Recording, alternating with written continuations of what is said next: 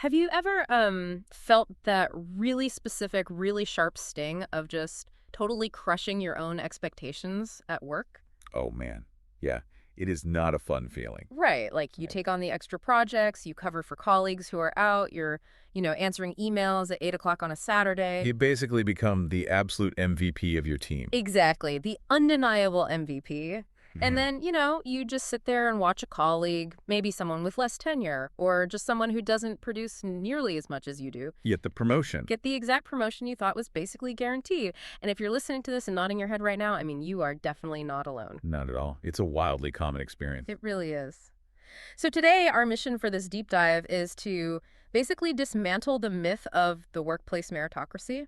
We want to understand exactly why this happens. Yeah, and we've got some great material to pull from for We this. do. We are pulling from this fascinating research paper by Dr. Jonathan H. Westover.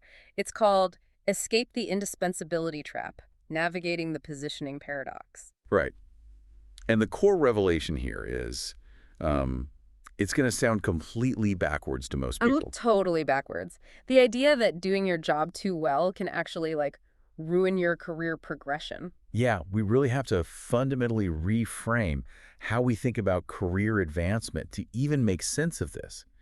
Because, most of us enter the workforce with this mental model that's based entirely on our education. Right, like school. You do the work, you get the A. Exactly. In school, you pass the tests and you automatically graduate to the next grade. It's this very linear, objective progression. Which makes sense. That's how we're trained for 20 years. But modern promotions do not function like graduating to the next grade at all. They actually function as these really complex internal market transactions. Market transactions, wow. Yeah, so objective performance, being the MVP, that's just one tiny piece of a much larger, highly strategic organizational puzzle. Okay, let's unpack this.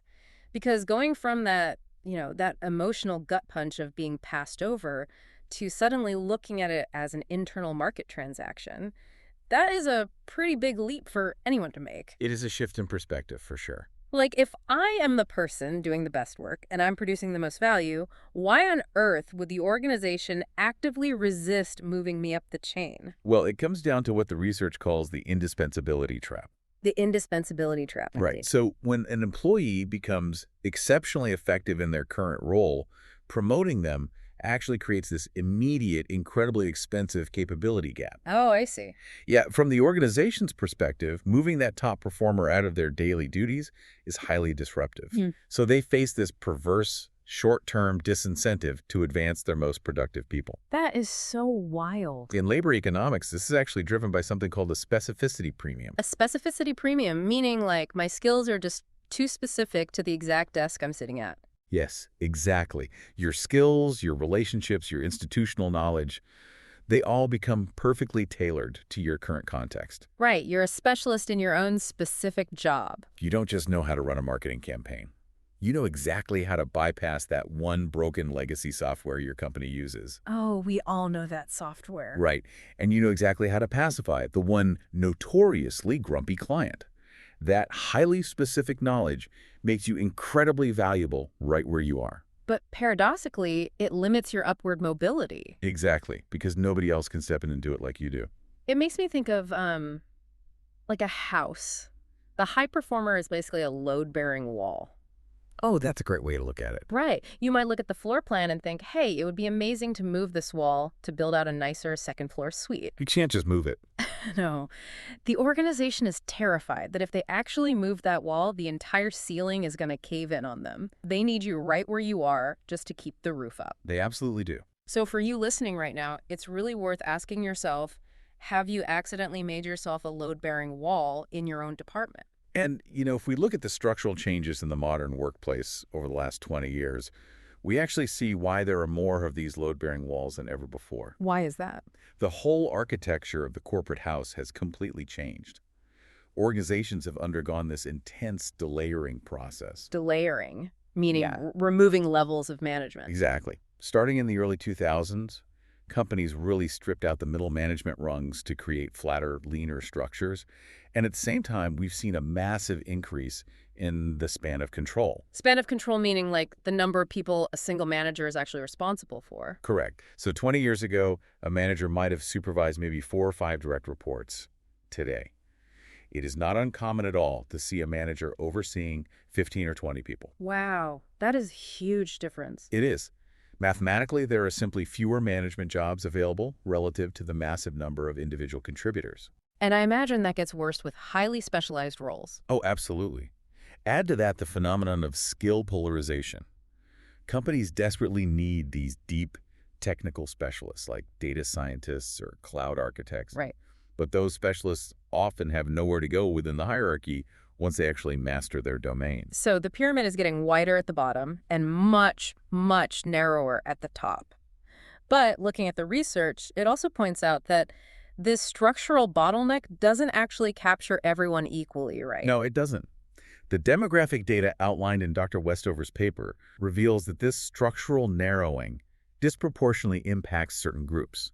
Okay, how so? Well, women and professionals from underrepresented racial and ethnic backgrounds often face what researchers call the prove-it-again bias. Prove it again, Yeah. meaning their past track record just isn't taken at face value in the same way. Exactly. The data shows they experience longer average times in a role before a promotion, and they often face higher performance standards just to prove their readiness for that next level. That sounds exhausting. It is. The paper neutrally reports that this dynamic, where you just have to continuously demonstrate competence over a longer period, it frequently leads to what is termed tightrope exhaustion. Tightrope exhaustion, wow. Yeah, it's the emotional and professional burnout that comes from continuously delivering high performance, walking that tightrope flawlessly, but without receiving the commensurate organizational recognition or upward movement. But, let me push back on this a little bit. Sure. Isn't a lot of this career stagnation mostly just tied to the broader economy? Yeah. I mean, if the economy is booming and the company is growing, budgets are expanding, don't people just naturally get promoted? You'd think so, right? Yeah, it feels like a rising tide should lift all boats, and these indispensability traps only really happen during a recession. Well, what's fascinating here is that while the broader economic weather absolutely does matter, it doesn't eliminate the actual structural architecture of the house. The paper actually acknowledges this research by labor economist L.B. Kahn. And Kahn shows that during economic expansions, internal promotion rates do increase. Companies are taking on new initiatives, creating new senior positions. Right, there's just more money flowing around. Exactly. But Kahn's data, alongside other career plateau research, shows that even in the best economies, that structural narrowing of the pyramid and those systemic biases mean career stagnation is inevitable for roughly 40 to 50% of professionals. Wait, 40 to 50%, even in a good economy? Even in a boom, the plateau happens regardless of the business cycle. So what does this all mean? Like, if I'm hearing this right, the structure is essentially rigged against the high performer. It really is. But surely the company pays a massive price when those high performers finally figure out the game, like when they realize their hard work is actually what's trapping them. Oh, the organization pays a devastating price. Rob. But the crazy part is they often do it without realizing why it's happening. Because they just think people are moving on naturally. Exactly. But the research by Trevor and colleagues found that turnover sensitivity is significantly higher among top performers when they are denied a promotion compared to just average performers. Well, sure, because they know their worth. Right. And when a true MVP leaves, replacing them costs the organization between 100 and 150% of their annual salary. Wow. That is a massive hit. But the fallout isn't just financial. There's a deeply psychological component here, too.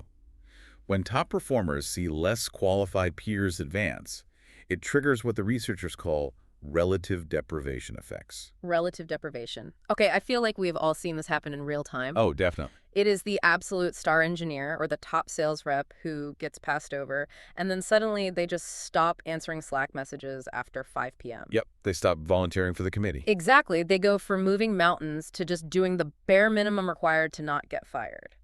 They look at those stagnant rewards and consciously reduce their discretionary effort to match it. And that withdrawal is often accompanied by identity threat. Identity threat. Yeah, for high achievers, people who really define themselves by their continuous growth and their ability to conquer new challenges, stalling out actually feels like an attack on their professional identity. Oh, that makes so much sense. They aren't just losing a job title. They are losing their sense of self as an upwardly mobile professional. The identity threat alone explains so much of the quiet quitting and the burnout we see across all these different industries. It really does. And if we look at the financial penalty for the individual, it is just compounding. Missing out on a standard, 10 to 20% salary bump doesn't just hurt this year, it hurts every single year for the rest of their career. It alters their baseline for future negotiations, their retirement matches, everything. Everything. The ultimate irony here is almost painful to look at. The organization refuses to promote you because they are so terrified of losing your output. And that exact decision is the catalyst that drives you to completely disengage or just quit altogether. Right. They guarantee the very outcome they were trying to avoid. It's organizational self-sabotage on a grand scale. But moving to the second half of Westover's research, it actually moves away from just diagnosing the problem and focuses on evidence-based organizational interventions. Which is the good news. Right. If the structure is flawed, how do companies actually dismantle the indispensability trap without collapsing the ceiling? Well, one of the most effective tools is radical transparency.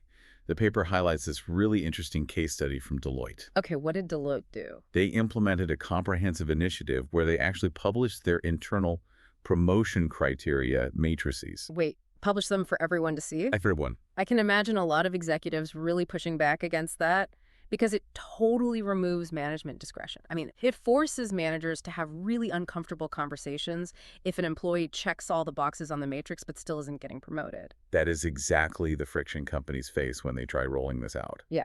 But Deloitte mandated twice annual promotion readiness conversations, and they shared historical data on promotion rates within the firm. That is so transparent. Crucially, they clearly distinguish between threshold requirements, the baseline competencies you need to even be considered, and differentiating factors. Differentiating factors being the actual skills that win you the job. Exactly. The specific strategic skills that actually get you the offer. By doing this, Deloitte raised the proportion of employees who felt they had a clear advancement path from 54% up to 78%. That makes total sense. Just turn the lights on and show everyone the actual rules of the game so they aren't just blindly guessing. Right. But even with transparency, you still have that load-bearing wall problem. If I'm a manager and my bonus is strictly tied to my department's output, how do you convince me to let my best person move up to another division? Well, that requires formalizing the transition at an institutional level. Yeah. General Electric is cited in the paper for their really rigorous Session C process. Yes. It neutralizes the indispensability trap by making succession readiness a measurable metric for managers themselves. For every critical role, the organization mandates the identification of at least 2 potential successors. So a manager actually has to write down names. They have to write down names, and they have to categorize them on a grid: ready now, ready soon, or ready later. Oh, wow. By forcing managers to build backup capacity before a promotion is even on the table, it removes the fear of the ceiling caving in. Because there's already a plan in place. Exactly. If a manager cannot name a ready now successor for their top performer, that actually reflects poorly on the manager's ability to develop talent. It completely shifts the incentive. So GE solves this from the top down by forcing managers to build a bench. But, what if your company doesn't do that? As an individual listening to this right now, how do you escape the trap? It's tricky, but it's possible. Well, here's where it gets really interesting. The research points to a massive difference between having a mentor and having a sponsor. Yes, this is a huge distinction. It highlights a case study from American Express regarding underrepresented groups. So for the listener trying to navigate this, what is the actual practical difference between getting a mentor and securing a sponsor? The distinction is critical for navigating that internal market we talked about earlier. Mm-hmm. A mentor is someone who talks to you. Okay. They provide advice, guidance, emotional support, and they help you navigate tricky workplace dynamics. Oh. But a sponsor is someone who talks about you. Yeah. They use their own organizational capital, their influence, and their reputation to advocate for you behind closed doors during talent reviews. Because that is where the real decisions are actually made, in a room you aren't invited to. Precisely. In the American Express initiative, executives acting as sponsors were actually required to identify stretch assignments and explicitly champion their protégés in those closed-door executive meetings. They had to stick their own necks out. They had to put their own credibility on the line to say, this person is ready for the next level. And if we connect this to the bigger picture, the result of this program was that participants had promotion rates 25% higher than comparable peers. 25%. That's huge. Excellence in your daily tasks doesn't matter if the people holding the budget and making the promotion decisions don't actually know who you are. Right.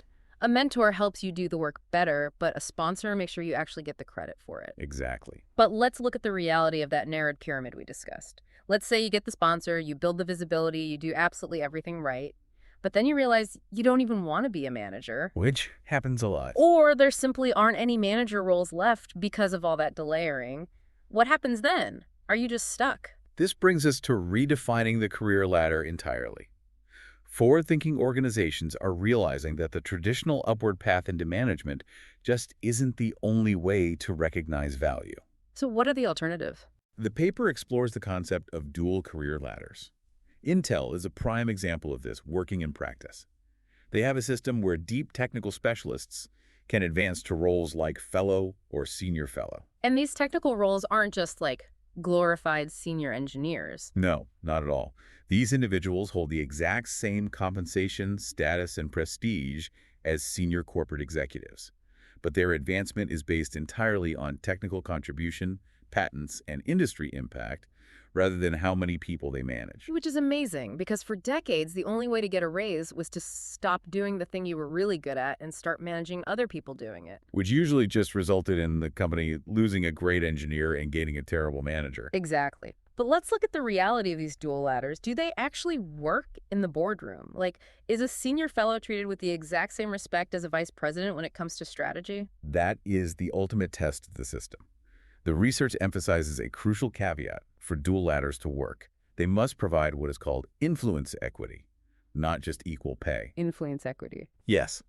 A senior fellow needs a literal seat at the table during strategic decisions. They need to have a say in budget allocation and product direction. They need real power. If they don't have that structural power, the technical track quickly becomes viewed by the rest of the company as just a secondary, lesser path for people who just couldn't cut it in management. It becomes a fake promotion. Exactly. Now, beyond dual ladders, we are also seeing a shift towards skills-based mobility rather than hierarchical mobility. How does that work? IBM transformed its approach into an internal lateral marketplace. Employees build these detailed skills profiles, and they apply for projects across entirely different business units based on their competencies rather than their strict job titles. Yeah, that's smart. This approach bypasses the traditional gatekeepers entirely, and it actually increased internal mobility by 30%. I really love that visualization. Because the old model of a career was a literal ladder. You either move up to the next rung, or you were stuck blocking the person behind you, just staring at the shoes of the person above you. Right, it's very limiting. But this new model with lateral mobility, dual tracks, and skills marketplaces, it is much more like a rock climbing wall.